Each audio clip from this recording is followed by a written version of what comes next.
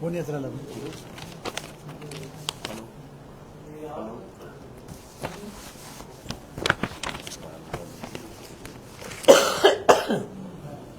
मला झालं सुरू, प्रचार सुरू झाला. हॅलो, कुठे आहे तुम्ही? हॅलो, आपलं कोण राहिलं की उमेदवार बदलीचे का? येत आहेत का? हां, ये.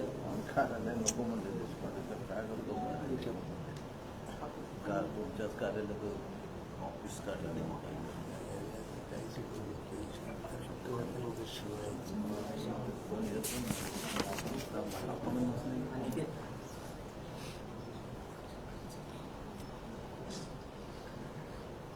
हॅलो, हॅलो,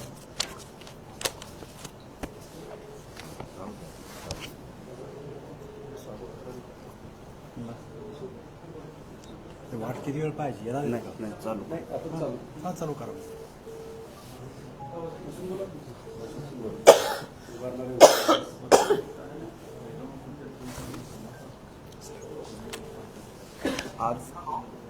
आज केंद्रीय मंत्री आपले रावसाहेबजी दानवे साहेब बापूंच्या प्रचाराचा शुभारंभ करण्यासाठी कुडल संगम इथे आले होते.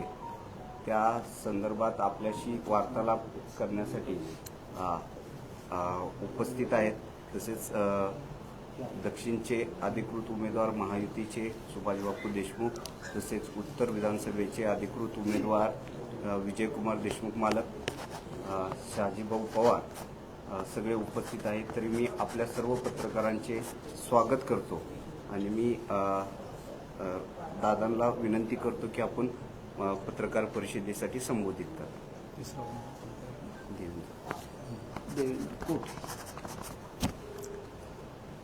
महाराष्ट्रामध्ये विधानसभेच्या निवडणुका सुरू झालेल्या आहेत. 4 तारखेला चित्र स्पष्ट झालेलं आहे की या निवडणुका महायुती आणि महाविकास आघाडी यांच्यामध्ये सामना होणार आहे. मी विदर्भात जाऊन आलो, मराठवाड्यात गेलो, उत्तर महाराष्ट्रात, मुंबईत आणि पश्चिम महाराष्ट्राचा मी निवडणुकीचा प्रमुख म्हणून दौरा केला. या दौऱ्यामध्ये जे चित्र लोकसभेच्या वेळेस होतं त्यापेक्षा एकदम वेगळं चित्र विधानसभेच्या निवडणुकीमध्ये आहे आणि आम्हाला खात्री आहे की यावेळेस महायुतीचे 180 ते 85 उमेदवार निवडून आल्याशिवाय राहत नाही.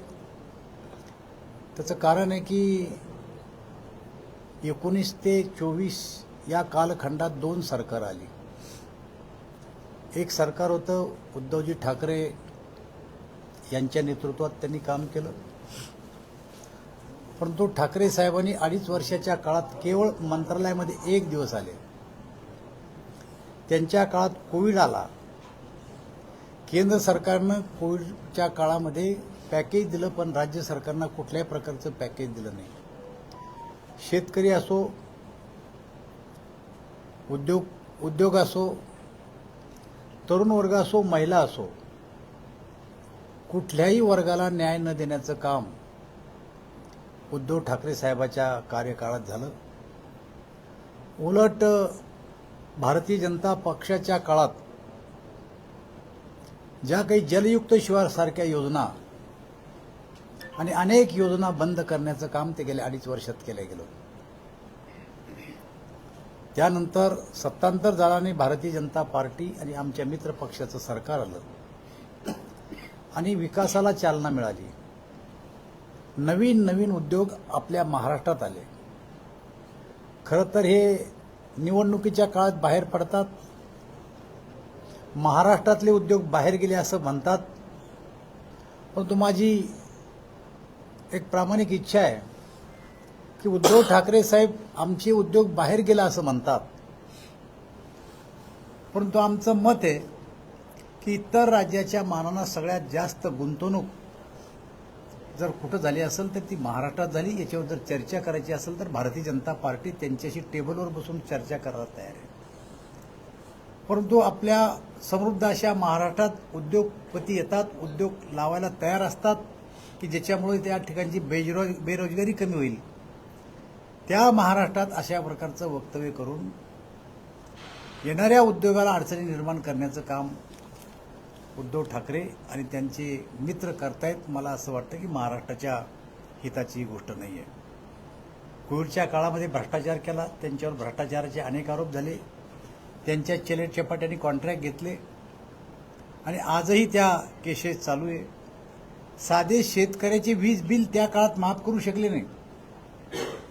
शेतकऱ्याची गेल्या अनेक वर्षापासून जी मागणी होती की शेतकऱ्याचं वीज बिल माफ करा, परंतु ते वीज बिल माफ केलं नाही. लाडक्या बहीणसारखी योजना आम्ही आता लागू केली. 2.5 कोटी महिलांना त्यांच्या खात्यावर पैसे ट्रान्सफर झाले. परंतु निवडणूक आयोगाकडे जाऊन काँग्रेस, उद्धव साहेबांची शिवसेना आणि राष्ट्रवादी काँग्रेसनी निवडणूक आयोगाकडे तक्रार केली की दिवाळीच्या काळामध्ये पुढचा हप्ता महिलांना देऊ नये.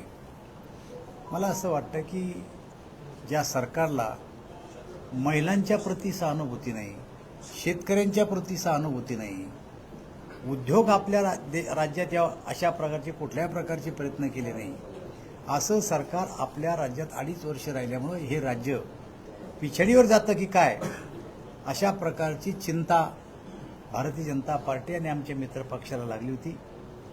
त्यांच्या सरकारमध्ये बेबनाव झाला, एक गट बाहेर पडला आणि त्या गटाने आमच्याशी येऊन सत्ता स्थापन केली. या 2.5 वर्षात शेतकरी असो, उद्योग असो, महिला असो, तरुण असो, यांना न्याय देण्याचं काम भारतीय जनता पार्टी आणि आमच्या मित्र पक्षाच्या सरकारने केलेलं आहे. या निवडणुका आहेत. निवडणुकीमध्ये प्रत्येक पक्ष आपला जाहीरनामा प्रसिद्ध करत असतो. काही दिवसात आमचा जाहीरनामा प्रसिद्ध होईल. पण माझं आव्हान आहे की लाडकी बहीण ही योजना काँग्रेसने सुद्धा कर्नाटकात सुरू केली होती, निवडणुका संपल्या बंद करून टाकली. राजस्थानमध्ये सुरुवातीला सुरू केली, बंद करून टाकली. हिमाचलमध्ये सुरू केली होती, बंद झाली. परंतु भारतीय जनता पार्टीने मध्य प्रदेशामध्ये ही योजना सुरू केली होती आणि ती योजना आजही सुरू आहे. महाराष्ट्रामध्ये कदापि ही योजना बंद होणार नाही. आज आम्ही 1,500 जरी असलो तर यात वाढ करून 2,000पेक्षाही जास्त लाडक्या बहिणीचे पैसे आमचं सरकार देईल अशी आम्ही लोकांना विश्वास देतो. शेतकरी सन्मान निधीच्या संदर्भात सुद्धा आमचं सरकार निर्णय घेईल आणि हे सरकार जनहिताचे निर्णय घेत आहे. शेतकऱ्याला सबसिडीवर सोलर पंप देणार आहेत. 10 लाखाचा पंपवर 90% सबसिडी देणार आहेत. त्यामुळं हे सरकार लोकप्रिय सरकार आहे आणि लोकांच्या मनावर परिणाम झालेला आहे. म्हणून लोकसभेमध्ये जरी आमचा पराभव झाला असेल तरी विधानसभेमध्ये जनता आमच्या पाठीशी उभी आहे आणि 180 ते 85 सीट आम्ही जिंकू असा आत्मविश्वास आम्हाला आहे.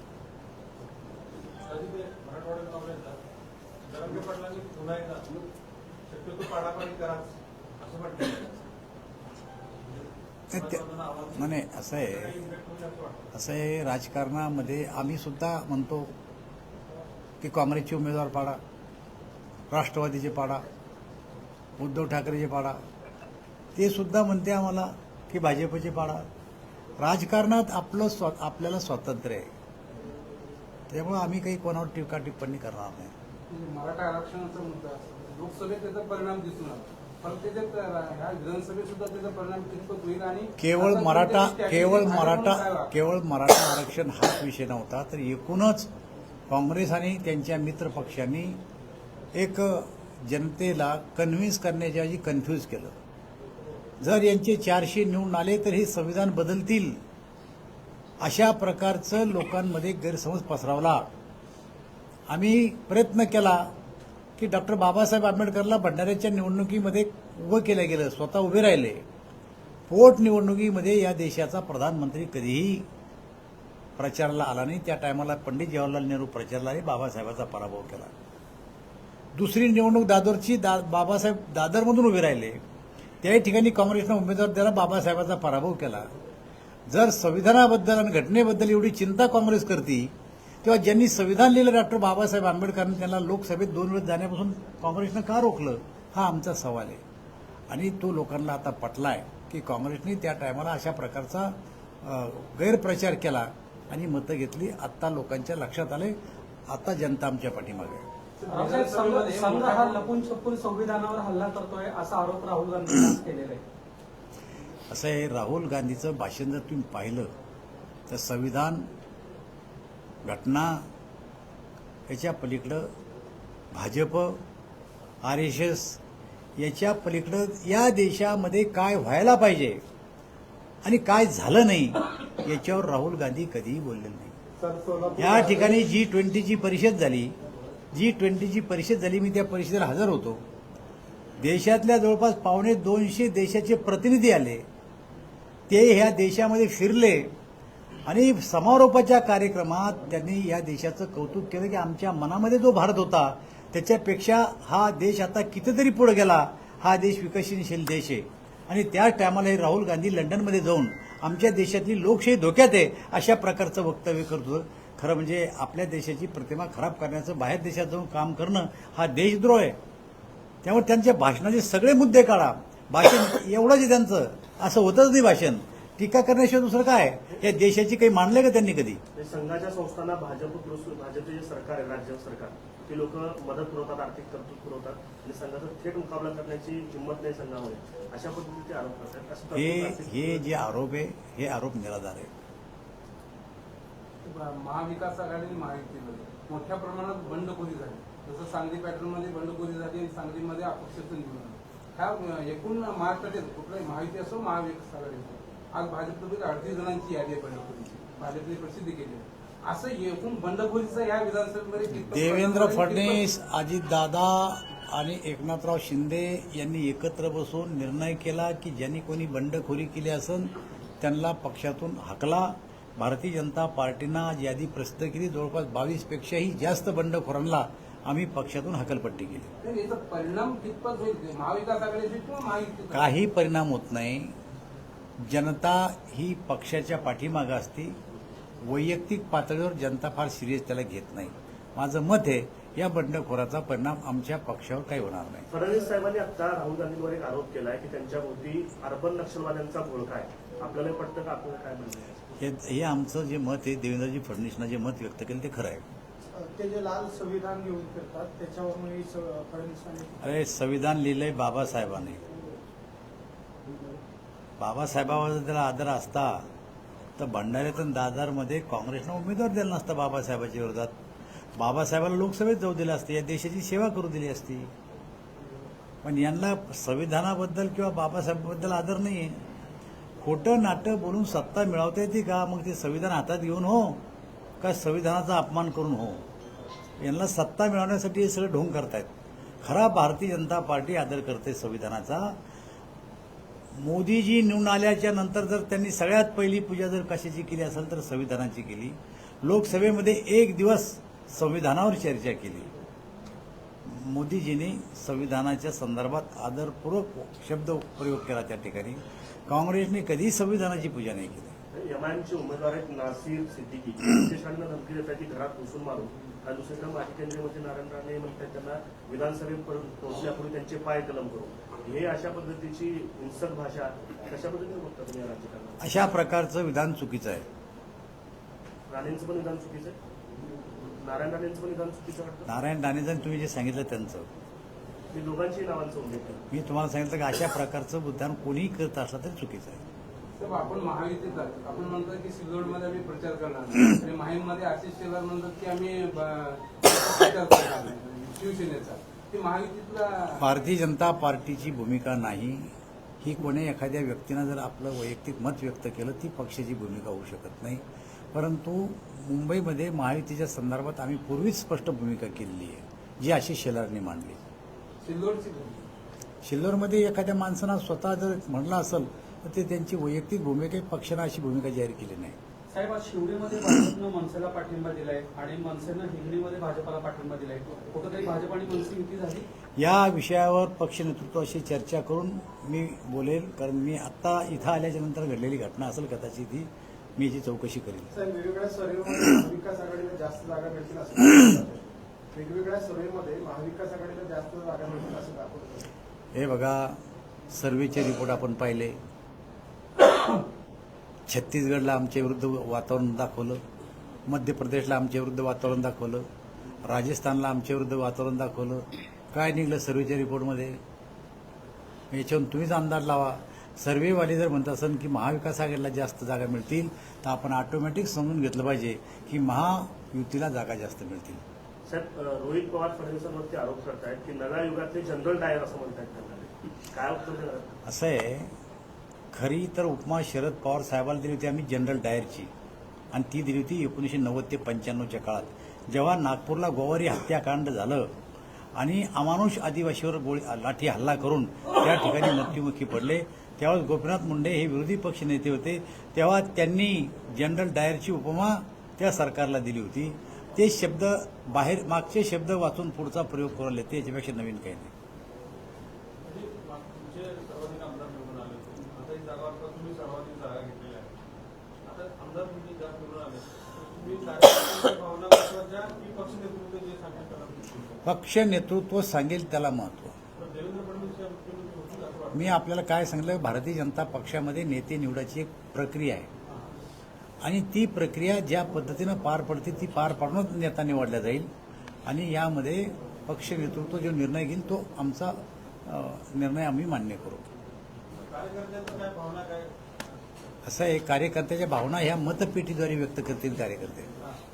साहेब, ठाकरेंनी सुरतमध्ये छत्रपती शिवाजी महाराजांचा पुतळा उभारणार असं म्हटल्यानंतर फडणवीसांनी मुंबईमध्ये शिवाजी महाराजांचा पुतळा उभारणार असं म्हटलं आहे.